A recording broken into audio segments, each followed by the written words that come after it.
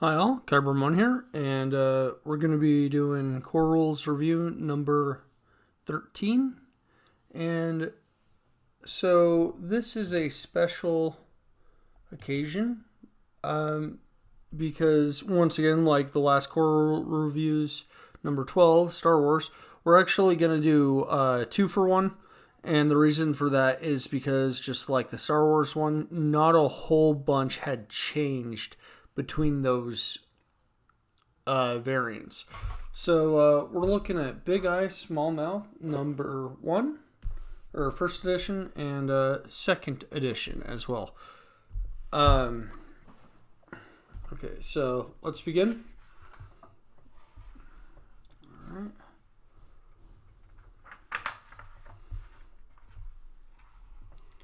And this is a relatively small book. Goes over what anime is and, what's role playing. Okay, so playing Big Eye Small Mouth was designed to be a multi-genre anime game and can accommodate nearly any setting or time period.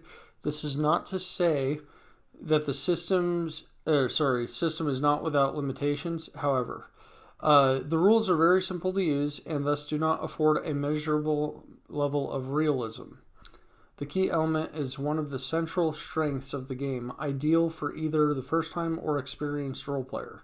Additionally, the combat engine was designed to capture the feel of anime combat and does not account for such details as hit locations, permanent injury, or blood loss.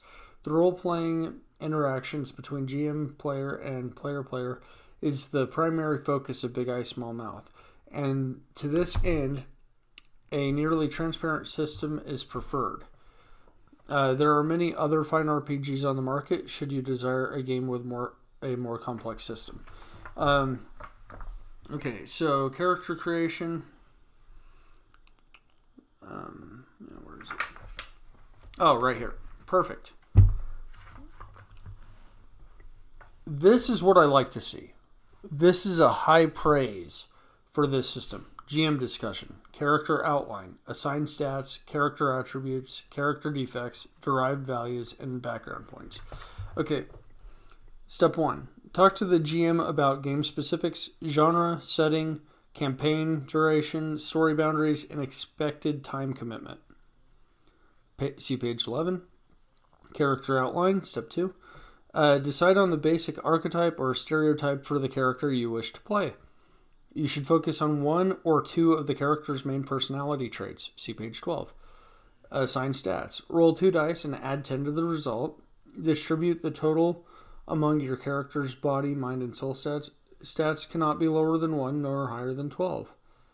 Well, obviously. See, I have kind of an issue with this because if you're adding 12 to the result... Okay. Okay, so you have 3 body, mind, and soul. So basically, you have a minimum value of 12. And a maximum value of 22 that you distribute between 3 stats. So if you spread evenly at 22, you have 7 in each and 1 extra in one of them.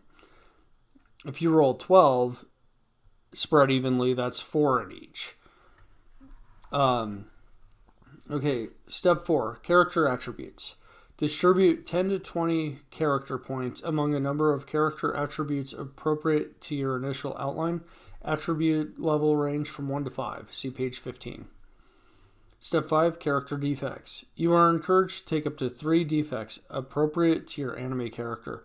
This will provide you with more role-playing opportunities and give you bonus points to use for acquiring additional character attributes. Step 6, derived values. Calculate your character's 3 derived values: combat value, health points, and energy points, using different stat value averages. See page 42. Step 7, background points. Earn 1 to 3 background points by giving the GM a background history, an important character story, or a character drawing. Background points are used to acquire additional character attributes. Okay, so that's as far as I wanted to go into the character creation steps, so you could see this stuff. And my real problem with this system is that body is strength, endurance, and speed, and manual dexterity. So we know there are some hulking people that are not good at picking locks, but because you have a high body stat, you are a muscle-bound jock that is great at picking locks. And I think Ryutama, with the intelligence, agility, might,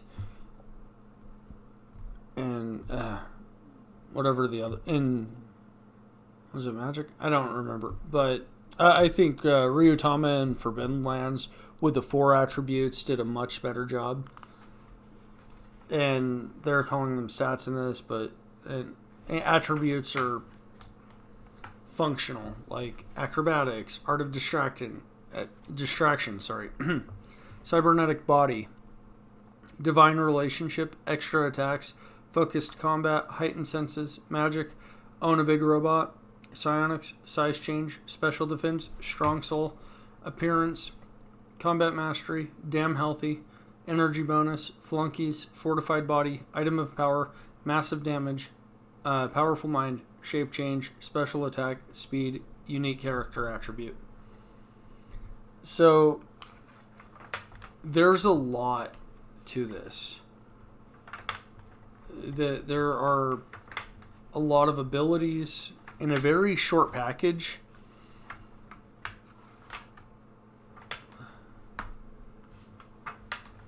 And I'm trying not to spend too much time on this one because this system is fundamentally the same as in 2nd edition. I just kind of wanted to show you what's going on. Oh, and then for unique character attribute, we have examples. It can be anything, but level 1 is little character or game effect. Level 2, moderate character or game effect. 3, large character or game effect. 4, major character or game effect. 5, extreme effect on character or the game. Examples are animal companion, control over electricity, force field, healing touch, invisible friend, magnetic personality, plant affinity, stretching powers, voice of power, wings, any single magical effect, elemental control, fly, immortality, link with animals, Midas touch, turn things to gold, regeneration, time travel, water breathing, or x-ray vision. Character defects: awkward, delicate body, empty mind, inept combat, owned by a megacorp, special requirement, cursed, easily distracted, hollow soul, involuntary physical change, phobia, or unique character defect. And 1 bonus point for a unique character defect. The defect occurs rarely or has small effect on the character. 2 is frequent defect occurrence or has a large effect on the character. Okay, so the examples: amnesia, berserker rages, hemophiliac, so you bleed a lot and you can't stop it, physical affliction, rejected by society, any weakness or vice, doomed destiny, lack of energy, powerful enemies, terrible allergies.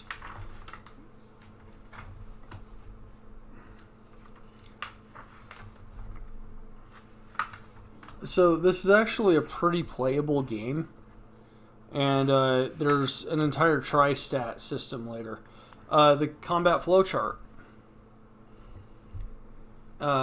If you succeed on rolling less than or equal to the attack combat value on 2 dice, you succeed.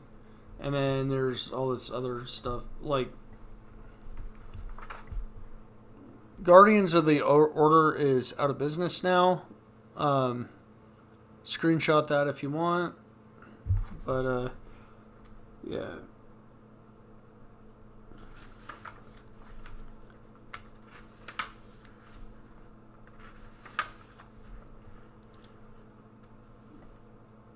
Yeah, so you want to roll under your skill value in this system using 2 dice. And we're already at the 10-minute mark. Sorry. Ugh. Okay. There's the difficulty set.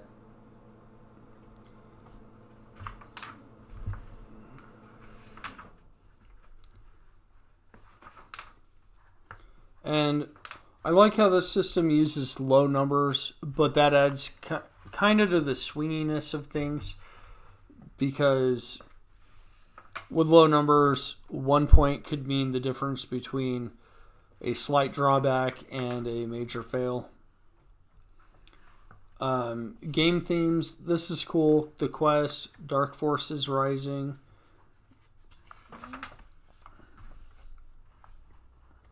And then you choose the sort of feel you have for it. Alright,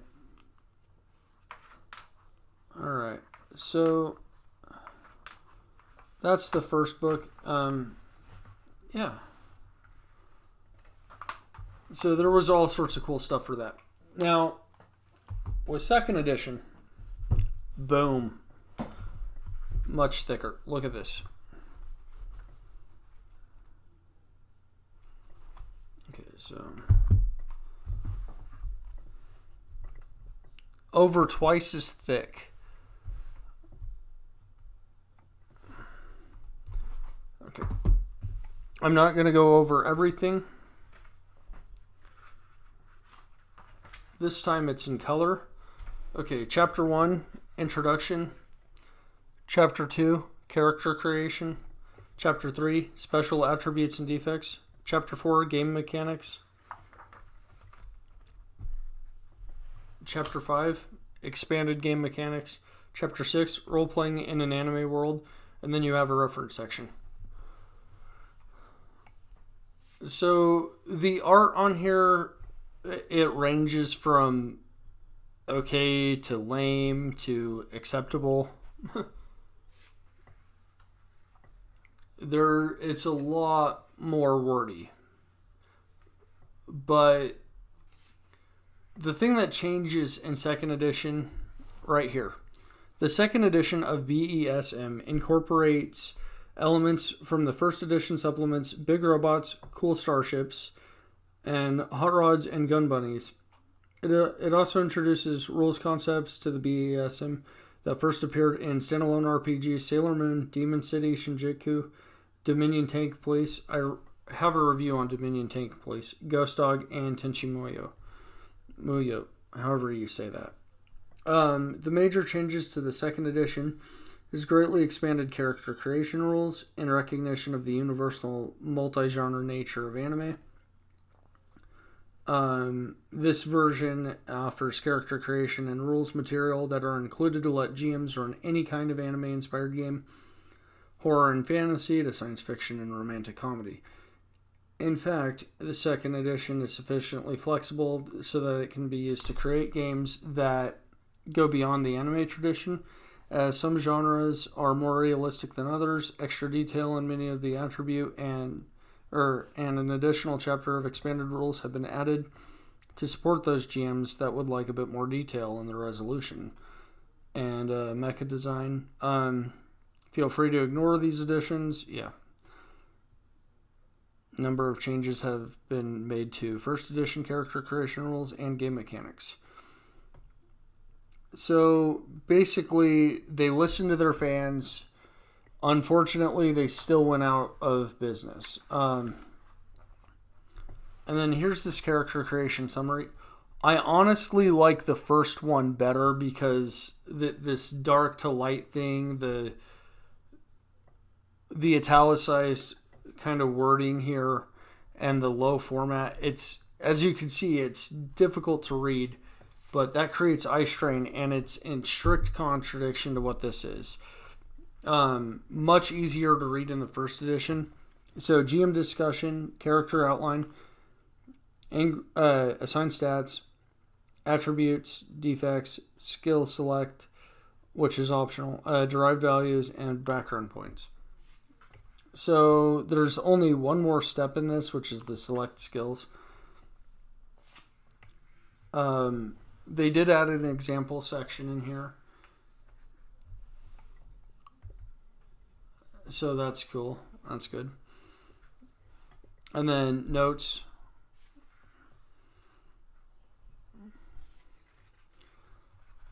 All right. We're at the 15:30 mark now, so I'm going to try to speed through this. But there's a lot more abilities in here.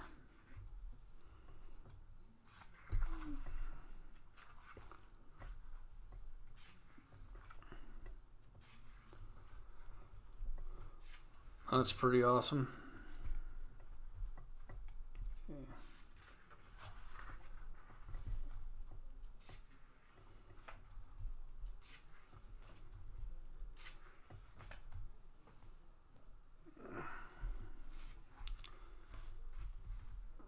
Alright. Now we're into the skill system. So this is new.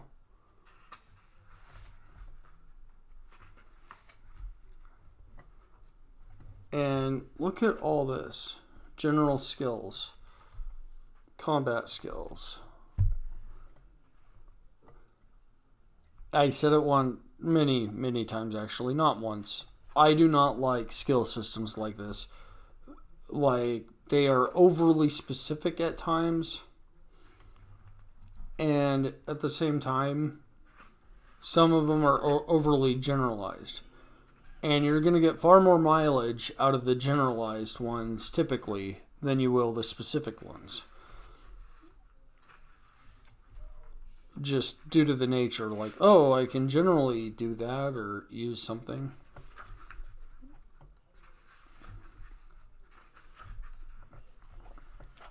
Here is the special attributes and defects.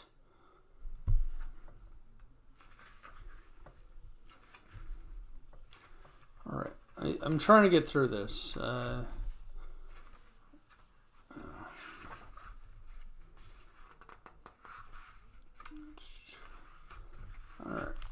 Now, this is cool. This kind of reminds me of Final Fantasy a little bit. Just on a theme, kind of. This reminds me of Trials of Mana. This reminds me of Trials of Mana as well as Final Fantasy VI.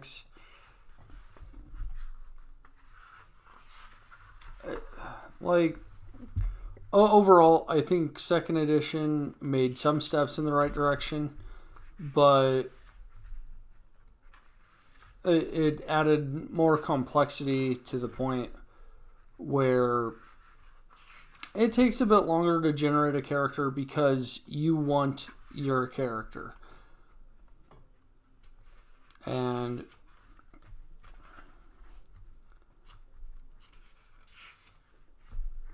once again, this is the not so great art style. I just don't like it. The people feel too squarey and cartoony almost.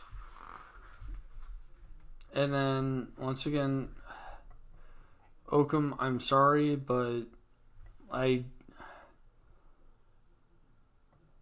don't know. Some of this is cool, and then you get to the actual character itself, and it's not that great.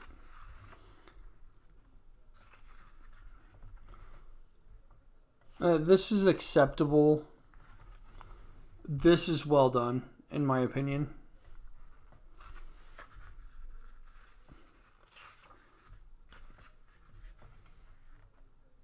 This is awesome. This is really good art.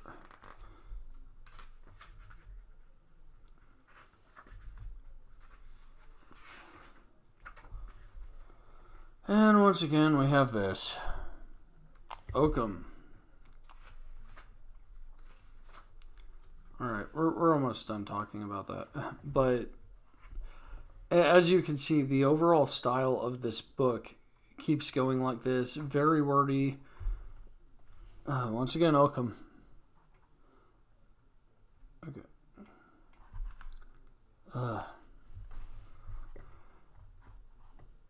So, yeah, and then you have this incredible, like, really well done art that it seems in more of the modern style.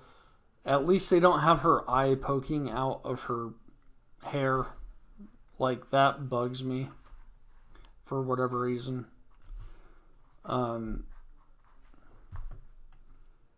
Game mechanics, there we are. And that's great art. Look at that.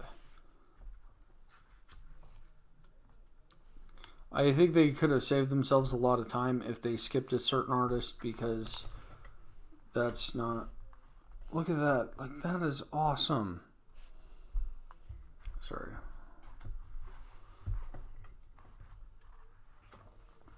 Okay, and then the combat flowchart. This is a lot easier to read.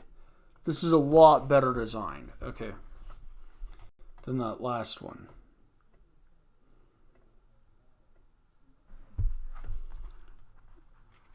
I think most games should have a combat flowchart. Yeah. Okay, we're gonna... Okay. Expanded game mechanics.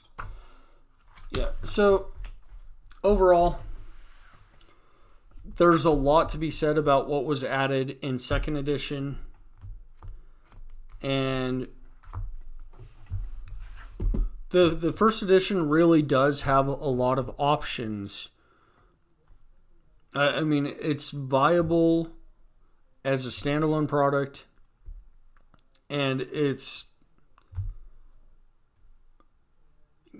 fully compatible with second edition. Like, if you just want people to build simple characters off this, great, fine. Use the easier combat system in this, and you shouldn't have any problems.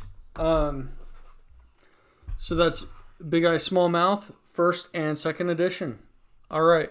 Thank you, guys.